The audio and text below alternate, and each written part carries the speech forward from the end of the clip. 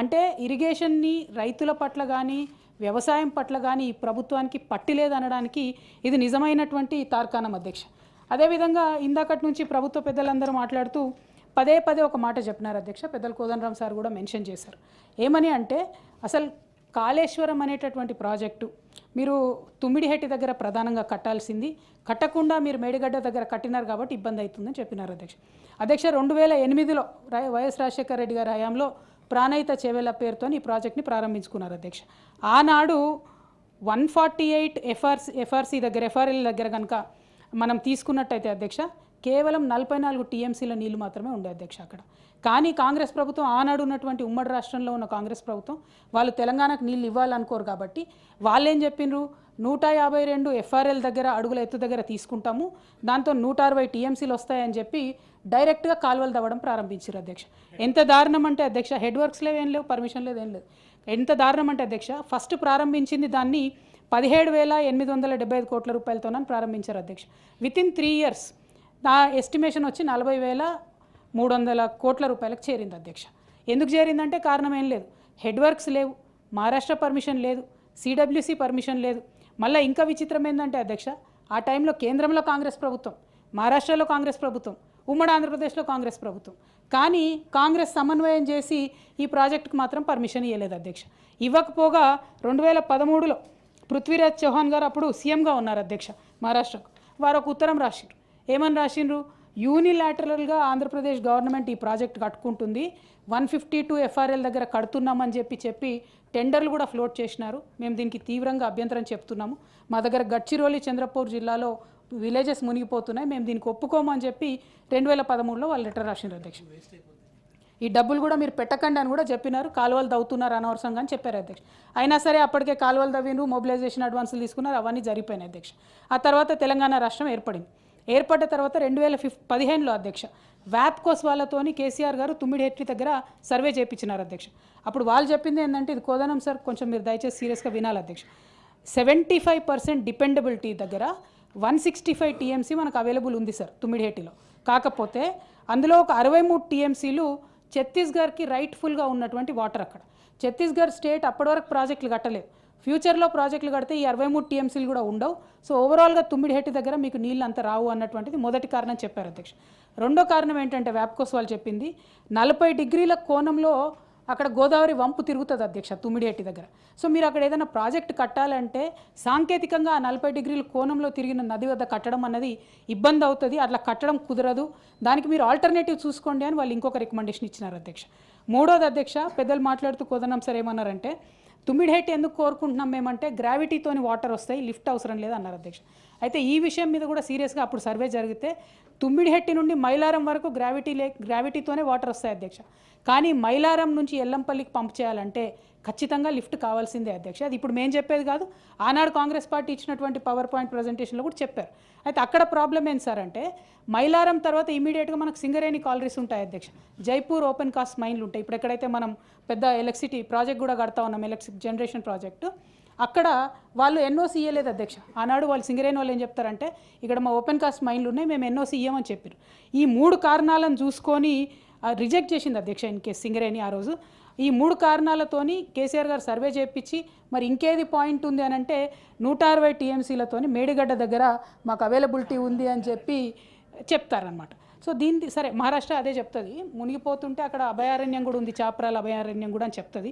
కాబట్టి ఇవి 3 ప్రధానమైన కారణాలు సార్. గోదావరి నది వంపు తిరిగి ఉండడము, అక్కడ గ్రావిటీతో కేవలం మీరు మైలారం దాకానే పంపు చేసుకోగలగడము, అట్లానే వాటర్ డిపెండబిలిటీ అన్నది మనకు లేకపోవడం సార్. సో దీనివల్ల తుమ్మిడిహెట్టిని తీసుకొని మనం బ్యారేజ్ మేడిగడ్డకు షిఫ్ట్ చేసుకున్నాం సార్. మేడిగడ్డ దగ్గర కూడా దయచేసి పెద్దలందరూ ఎందుకు కాస్ట్ పెరిగింది, కాళేశ్వరం ఎందుకు కాస్ట్ పెరిగింది అంటారు అధ్యక్ష. ఆనాడు ఉమ్మడి ఆంధ్రప్రదేశ్లో ప్రాణహిత చేవేళ్ళ అంబేద్కర్ ప్రాణహిత చేవేళ్ళ ప్రాజెక్టు 160 టీఎంసీలతో కడితే రిజర్వాయర్ కెపాసిటీ ఎంత అధ్యక్ష, ఓన్లీ 16.43 16 టీఎంసీలకు మాత్రమే రిజర్వాయర్ కెపాసిటీ ఉంది. కానీ కాళేశ్వరంలో మనం చేసింది ఏంది అధ్యక్ష, 141 టీఎంసీ కెపాసిటీ ఉన్న రిజర్వాయర్లు కట్టుకున్నాం మనం. అంటే రైతు మొగులకు ముఖం పెట్టి చూడకుండా కాళేశ్వరంలో మన తెలంగాణ నెత్తి మీద నీటి కుండలాగా పెట్టుకున్నాం సార్. మనం 141 టీఎంసీ వాటరు మనం నిల్వ చేసుకున్నాం. దాంతోపాటు మన అంబిషన్ ఏంది సార్ కాళేశ్వరం కట్టడానికి అంటే 19 లక్షలకు 19.60 అధ్యక్ష 19,60,000 ఎకరాలకు సాగునీరు ఇవ్వాలి. హైదరాబాద్ మహానగరానికి తాగునీరుతో పాటు ఆ దారిలో వస్తుంటే తొవ్వంట వేలాది గ్రామాలు ఉంటాయి అధ్యక్ష. ప్రతి గ్రామంలో చెరువులు నింపాలి, మంచినీటికి కూడా నీళ్ళు ఇవ్వాలి. అట్లనే పరిశ్రమలకు అందులో పెట్టుకున్నాం అధ్యక్ష, మంచినీళ్ళకి పెట్టుకున్నాం. ఇవన్నిటి కోసమని కాళేశ్వరం ఒక ఎస్టిమేట్స్ పెంచుకొని కాళేశ్వరం అనేది మన తెలంగాణ మొత్తానికి కూడా ఒక వరప్రదాయంగా ఉండాలని కట్టుకున్నాం తప్పితే ఏదో కేసీఆర్ గారే, ఇందాక మహేష్ గౌడ్ గారు అన్నారన్న, మీరు లేనప్పుడు కేసీఆర్ గారే ఇంజనీరు, కేసీఆర్ గారే ఇది అని అంటే, కేసీఆర్ గారు ఒక స్వాప్నికుడు అధ్యక్ష. వారు ఒక దక్షత ఉన్న నాయకుడు, దూరదృష్టి ఉన్న నాయకుడు. వారు కోరుకున్నది ఏంటి? తరతరాలు తెలంగాణ బాగుండాలని కోరుకున్నారు. కోరుకొని వ్యాప్కోస్ని రిపీటెడ్గా సర్వే చేపించినారు. మేమేదో 2014 వస్తే 2014లో కట్టలేదు అధ్యక్ష కాళేశ్వరం. 15లో రిపోర్ట్స్ వచ్చిన తర్వాత డెసిషన్ తీసుకొని ముందుకు పోయిన తప్పితే వెంటనే కట్టలేదు. కాబట్టి కాళేశ్వరం ఏదో కేసీఆర్ ఇంటి కోసం కట్టుకున్నట్టుగా మాట్లాడుతున్నటువంటి కాంగ్రెస్ నాయకులు దయచేసి అట్లాంటి మాటలు మాట్లాడకుండా ఉండాలని చెప్పి కోరుతా ఉన్నాం అధ్యక్ష. మరి అధ్యక్ష, ఇప్పుడు ఈ ప్రభుత్వం ఇరిగేషన్కి పెట్టినటువంటి బడ్జెట్ తగ్గించుకుంటూ వస్తుంది అధ్యక్ష. ఒక పక్క ఇరిగేషన్ బడ్జెట్ తగ్గించుకుంటూ ఇంకోటి ఏం చేస్తున్నారు అధ్యక్ష? Out right mismanagement of projects. Example చెప్తా అధ్యక్ష, మీ జిల్లాలోనే గంధమల్ల అనో ప్రాజెక్ట్ ఉంటుంది అధ్యక్ష. దాన్ని మనం అప్పుడు 9 TMCలతో ప్లాన్ చేసినాం అధ్యక్ష. ఆ తర్వాత ఏమైంది, అక్కడ ఉన్న గ్రామాల్లో కొంత వ్యతిరేకత వచ్చింది. ప్లస్ ఆల్రెడీ మనకు కాళేశ్వరం నుంచి మల్లన్న సాగర్ నుంచి గంధమల్ల చెరువుకు కూడా నీళ్ళు ఇచ్చుకునే పరిస్థితి ఉండే మనకు. అందుకని గంధమల్ల కొంచెం మనం ఆపి పెట్టినాం, ఇంత వ్యతిరేకత వస్తుంది ప్రజలకు. ఇప్పుడు ఈ ప్రభుత్వం ఏం చేస్తుంది అధ్యక్ష అంటే, వీళ్ళ కరప్షను, వీళ్ళ మిస్మేనేజ్మెంట్ నేను ఎక్స్పోజ్ చేయాలి ప్రజలకు అని చెప్తా ఉన్నా అధ్యక్ష. 9 TMC నుండి 1.5 TMCకి తగ్గించినారు. ఓకే, 1.5 TMCకి తగ్గించినప్పుడు పాత SSR రేట్స్ ఇస్తే ఇది 400 crores అయిపోతుంది అధ్యక్ష ప్రాజెక్ట్.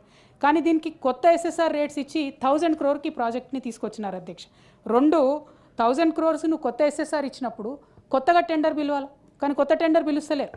పాతగా ఉన్నటువంటి కంపెనీకే మళ్ళీ ఇచ్చే ప్రయత్నం. అంటే ఎందుకు ఈ మాట చెప్తా ఉన్నామంటే అధ్యక్ష, మిస్మేనేజ్మెంటు, కరప్షన్ అనేటటువంటిది అన్ఫార్చునేట్లీ అధ్యక్ష కాంగ్రెస్ పార్టీ DNAలో ఒక భాగం. 60 ఏళ్లలో చూసినాం మనం, ఇప్పుడు కూడా అదే కొనసాగిస్తున్నారని చెప్తున్నా అధ్యక్ష. ఎట్ ద సేమ్ టైం అధ్యక్ష, గౌరవనీయులు రాష్ట్ర ముఖ్యమంత్రి గారు నిలబడి ఫ్లోర్ ఆఫ్ ది హౌస్ మేమందరం ఫోర్స్ చేసిన తర్వాత, బయట ఎక్స్పోజ్ చేసిన తర్వాత, ఈ సంవత్సర కాలంలో కేసీఆర్ గారు 10 ఏళ్ల కాలంలో 4.22 లక్షల కోట్ల అప్పు చేస్తే మీరు ఒక సంవత్సరంలో 1.5 కోట్లు అప్పు చేసినారని RBI పేపర్లు బయటపెట్టిన తర్వాత వారు అసెంబ్లీలో ఒప్పుకున్నారు అధ్యక్ష. మొన్న ఏమన్నారు? 1,58,000 కోట్ల అప్పు నేను తీసుకొచ్చానని చెప్పి ఒప్పుకున్నారు అధ్యక్ష. దాంతోపాటు అధ్యక్ష, మనకు ప్రభుత్వం చెప్పనిది, ఇది చాలా ముఖ్యమైనది అధ్యక్ష. ఎందుకంటే సింగరేణి మనకు చాలా 40,000 మందికి ఉద్యోగాలు ఇస్తుంది అధ్యక్ష. మన రాష్ట్ర ఆర్థిక శక్తికి కూడా చాలా తోడ్పాటునిస్తుంది. ఈ సింగరేణి సంస్థకి ఒక్క సంవత్సర కాలంలో అధ్యక్ష 15 నెలల్లో ఈ ప్రభుత్వం అప్పుబడ్డది ఎంత అంటే 39,000 కోట్లు. బొగ్గుకు డబ్బులు కట్టలే అధ్యక్ష, ట్రాన్స్పోర్ట్కి డబ్బులు కట్టలే. సింగరేణి సంస్థకు 30,000 కోట్ల రూపాయలు ఈ ప్రభుత్వం ఇవ్వాలి అధ్యక్ష. అది ఇవ్వడం పక్కన పెడితే నేను కరప్షన్కి ఇంకొక ఎగ్జాంపుల్ చెప్తా అధ్యక్ష. కేసీఆర్ గారు అంటే 2023లో ప్రభుత్వం మారేటటువంటి సమయానికి ఇదే ఇప్పుడు నేను చెప్పినటువంటి జైపూర్లో 3rd ఫేజ్లో 800 మెగావాట్లకు అని చెప్పి ఒక థర్మల్ పవర్ ప్లాంట్కి 3rd ఫేజ్ పిలిచినాం అధ్యక్ష. అప్పుడు BHELకే కేసీఆర్ గారు ఇచ్చినారు. థర్మల్ పవర్ ప్లాంట్స్ ఎప్పుడు కూడా ప్రైవేట్ వ్యక్తులకు ఇవ్వలేదు అధ్యక్ష. ఆనాడు ఉన్నటువంటి